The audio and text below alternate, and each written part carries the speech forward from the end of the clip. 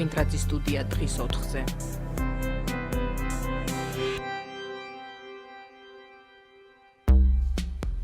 მოგესალმებით, მე ვარ ჟურნალისტი სოფო კვინტრაძე, ვიწყებთ პირდაპირ ეთერში მუშაობას საფრანგეთში მომხდარი ტრაგედიის შესახებ.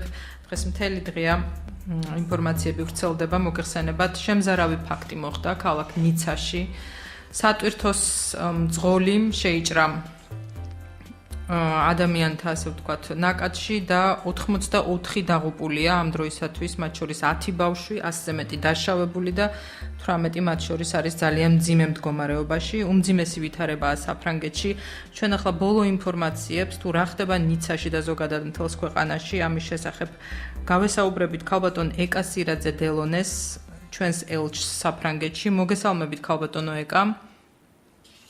მოგესალმებით, მივესალმებით თქვენს მენელს. მადლობთ რომ მონაწილეობთ ჩვენს გადაცემაში. პირველ რიგში, ქალბატონო ეკა, რა ინფორმაცია გაქვთ ამ დროისთვის, ბოლო ინფორმაცია, ასე ვთქვათ, სანამ ეთერში შემოვიდოდი, წავიკითხე მოკლე, ასე ვთქვათ, ახალი ამბავი Associated Press-ის მიერ გავრცელებული, რომ ნიცის აეროპორტში მიმდინარეობს ევაკუაცია. რა შეგიძლიათ ბოლო ცნობები მოგვაწოდოთ?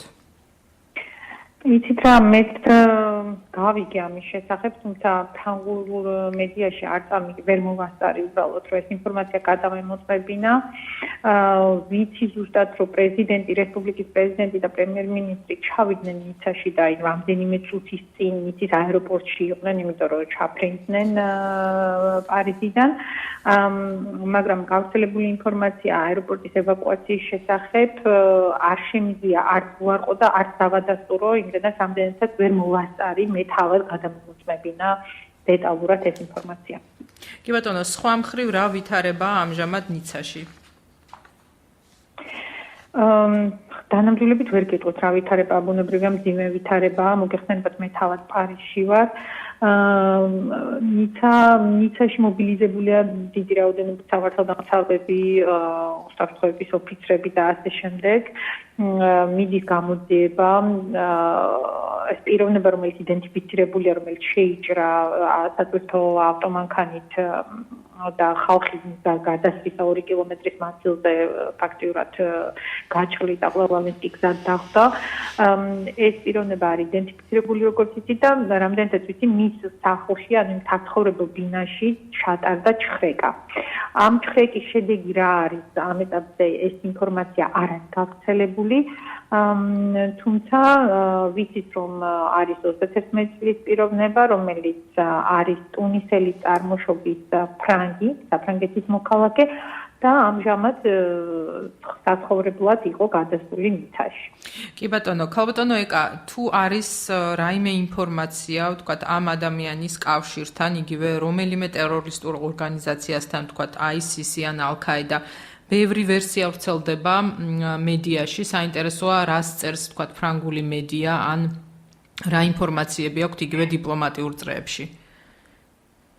იცით რა, ფრანგული მედია საკმაოდ თავშეკავებულია ამ შემთხვევაში, ბუნებრივია ისინი ინფორმაციებს იღებენ შესაბამისი უწყებებიდან, რათა დაზუსტებულად გაავრცელონ ალბათ ინფორმაცია. მე ძალიან ბევრი წყარო ვნახე, ოღონდ ქართული წყაროები, როდესაც დაეშ და ალ-შიშანის მკვლელობასთან არის დაკავშირებული გუშინდელი ტერორისტული აქტი.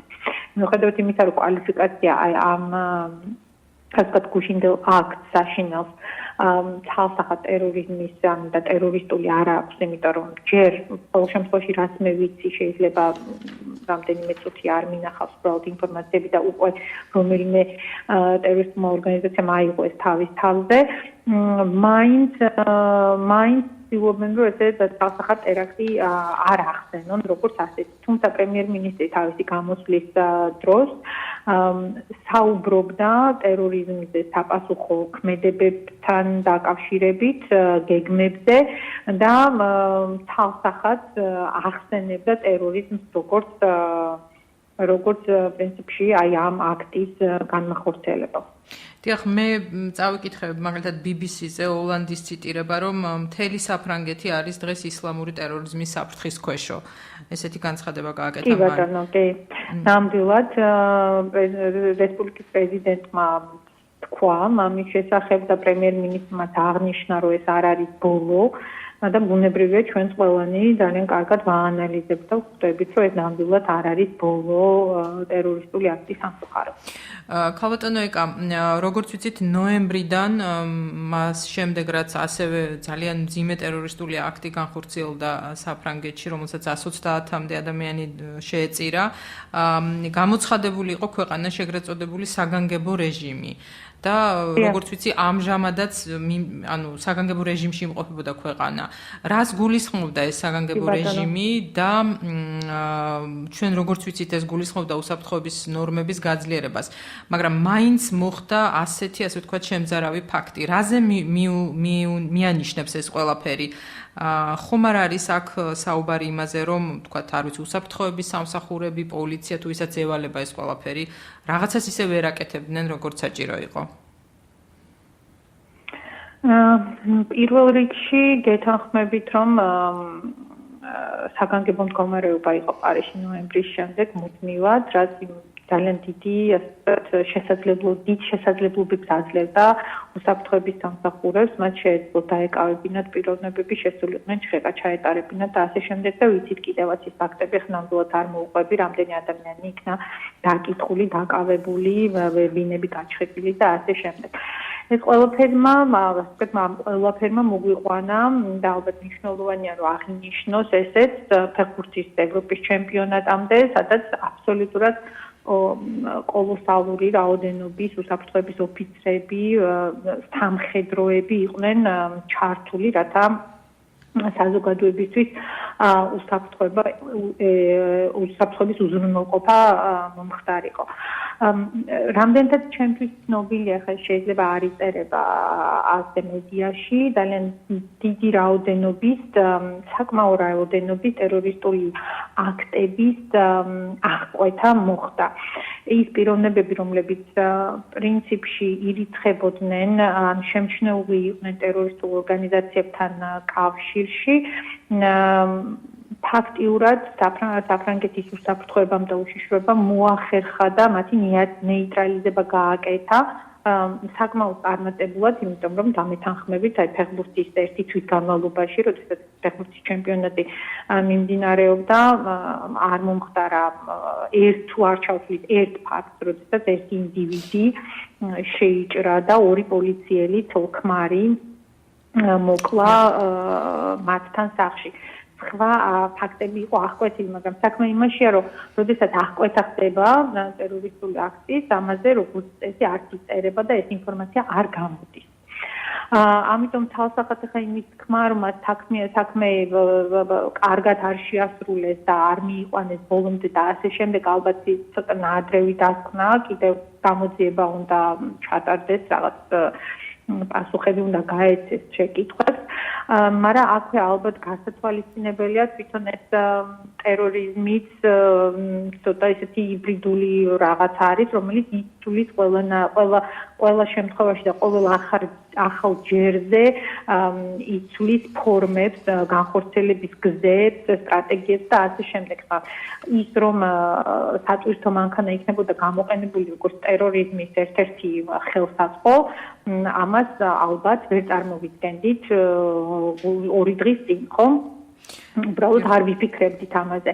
დღეს უკვე ჩანს, რომ იმდენად დივერსიფიცირებულია გზები თუ როგორ შეიძლება შოკი მოგვარო და დიდი რაოდენობის და უდანაშაულო ადამიანები და ბავშვები დახოცო, რომ ამის წინასწარ განსაზღვრავნე არ ვიცი სამსახურებში ან სპეციალურ სამსახურებში როგორ მუშაობენ, არ მაქვს ამისი გამოცდილება, მაგრამ ჩემი გადმოსახედიდან ალბათ ძალიან რთულია 66 მილიონიან ქვეყანაში ყველა ნიუანსი და ყველა დეტალი განსაზღვრო და ყველაფერი წინასწარ აღკვეთო. თუმცა, მიუხედავად იმისა, რაც ახლა ვთქვი, ის რომ სატვირთო მანქანა არ უნდა ყოფილიყო იმ ადგილას, სადაც ის აღმოჩნდა, ის რომ 2 კილომეტრის მანძილზე ვერ მოხდა ამ პიროვნების ლიკვიდაცია და ასე შემდეგ და ასე შემდეგ, ეს რა თქმა უნდა აჩენს კითხვებს, რომელზეც მე დიდი იმედი მაქვს, რომ საფრანგეთში ეს გამოძიება რო ჩატარდება, გაეცემა პასუხები. კი ბატონო, ქავტონეკა, მე არ ვიცი სამწუხაროდ დედანი ამ ინფორმაციის, მაგრამ ერთ-ერთმა ქართულმა სააგენტომ გაავრცელა დღეს ესეთი ინფორმაცია ფრანგულ Le Figaro-ზე დაყრდნობით და აქ საუბარია იმაზე, რომ საფრანგეთის კონტრდაზვერვის სამსახურის ხელმძღვანელი პატრიკ კალვარი საუბრობდა ერთ-ერთი ეროვნული ასამბლეის დახურულ სხდომაზე, აი ამ საფრთხეებზე, რაც მომდინარეობს ისლამური სახელმწიფოს მხრიდან და მან წარადგინა ანგარიში, საუბარია მაისის თვეზე და სწორედ ამ ანგარიში იყო საუბარი იმაზე, რომ მათ აქვთ გარკვეული ინფორმაციები, რომ მომავალში შესაძლოა ტერორისტებმა გამოიყენონ სწორედ ასეთი ფორმები, მათ შორის აი მანქანები, ასე ვთქვათ, როგორც ტერორისტული აქტის იარაღი. და ასევე ამ ინფორმაციაში არის მოცემული კიდევ ერთი ძალიან საინტერესო ცნობა, რომ საფრანგეთისთვის განსაკუთრებულ საფრთხეს წარმოადგენენ ის პირები, რომლებმაც სირიასა და ერაყში საბრძოლო მომზადება გაიარეს და შემდეგ უკან დაბრუნდნენო და დაახლოებით 500 აღწევს მათი რიცხვიო.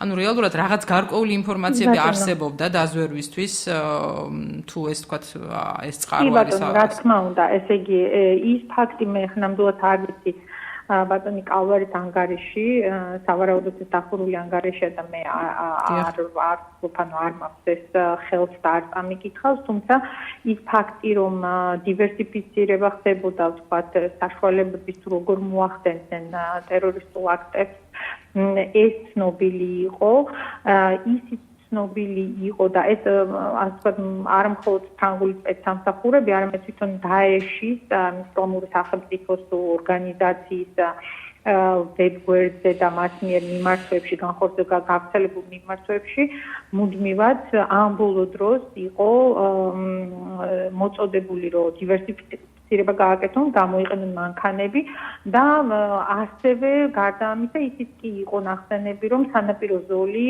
იქნებოდა ნამდვილად დარტყმის სამიზნე. ამიტომ ახლა დღევანდელი გადმოსახედიდან ალბათ შესაძლოა ვთქვათ, რომ თუ კი ეს იცოდნენ, რატომ არ გააძლიერეს თავდაცვა და დასრულიად ლეგიტიმური იქნება მე მგონი ეს შეკითხვა. ქავტონეკა, მინდა გკითხოთ საქართველოს მოქალაქეების შესახებ, რა ინფორმაცია გაქვთ ამ დროისათვის, დაშავებულებს შორის ხომ არ არიან ისინი და ასევე ბოლოს რა რეკომენდაციები გექნებათ იმ ადამიანების მიმართ, ვინც ვთქვათ ცხოვრობს საფრანგეთში, ან აპირებს, რომ სამოგზაუროდ წავიდეს უახლოეს პერიოდში. საბედნიეროდ საქართველოს მოქალაქეები არ ფიქსირდებიან არც დაშავებულთა და არც დაღუპულთა რიცხვში ამ წუთისთვის მე ამას ვაზუსტებ მუდმივად, იმიტომ რომ ყველა პიროვნება არ არის ჯერ იდენტიფიცირებული და არ მინდა რაღაცა ისეთი განცხადება გავაკეთო, რაზეც შემდეგ შეიძლება აღმოჩნდეს, რომ არასწორია, ამიტომ ამ წუთისთვის კიდევ ერთხელ ხაზგასმით ვიტყვი, რომ არა გვაქვს ცნობები საქართველოს მოქალაქეების შესახებ არც დაღუპულებში და არც დაშავებულებში. რაც შეეხება რეკომენდაციებს, ჩვენ ველით საფრანგეთის უსაფრთხოების სამსახურებიდან რომ მივიღოთ მათი რეკომენდაციები, რომლებზეც შემდეგ ჩვენ ავაგებთ ჩვენს რეკომენდაციებს.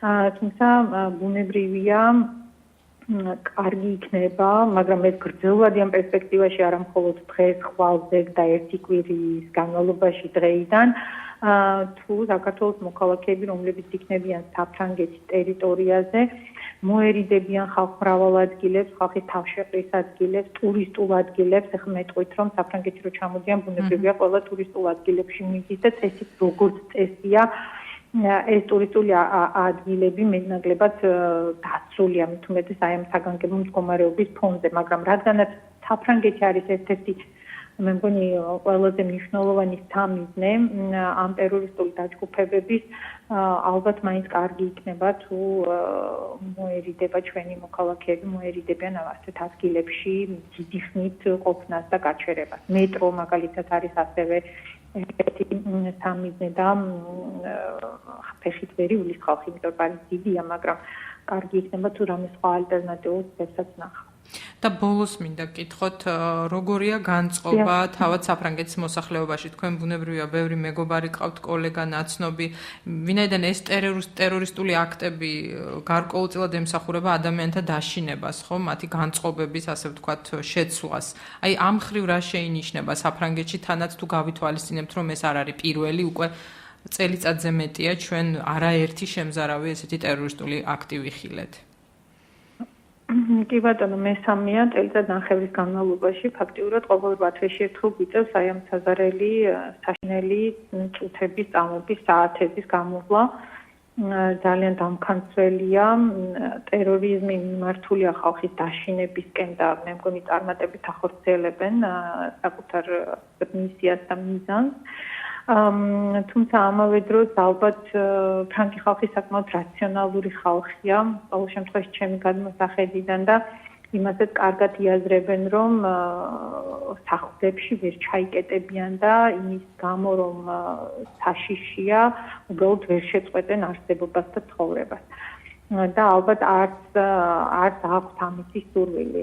ამიტომ ცხოვრება პარიზში ყოველ შემთხვევაში დღეს რასაც უყურებთ ძალიან ჩვეული რიტმით გრძელდება.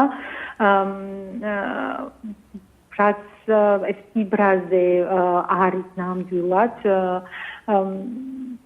და ეს ყველაზე ალბათ დიდი განსხვავება იმ ორი წინასა ტერორისტულ აქტთან შედარებით არის ის, რომ დღეს ძალიან მკაფიო კითხვები ისმის ხელისუფლების მიმართ.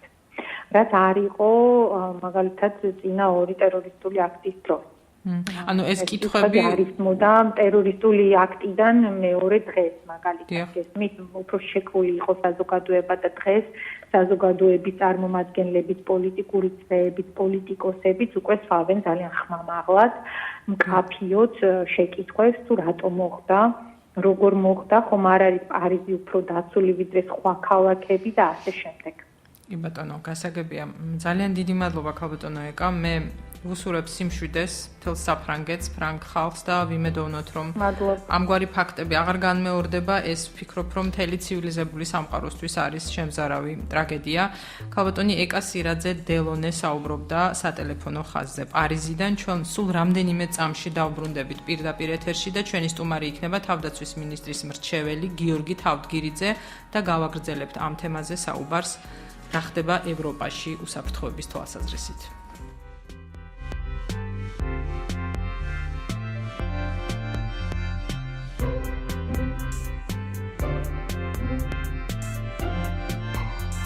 კვინტრაძის სტუდია დღის 4-ზე.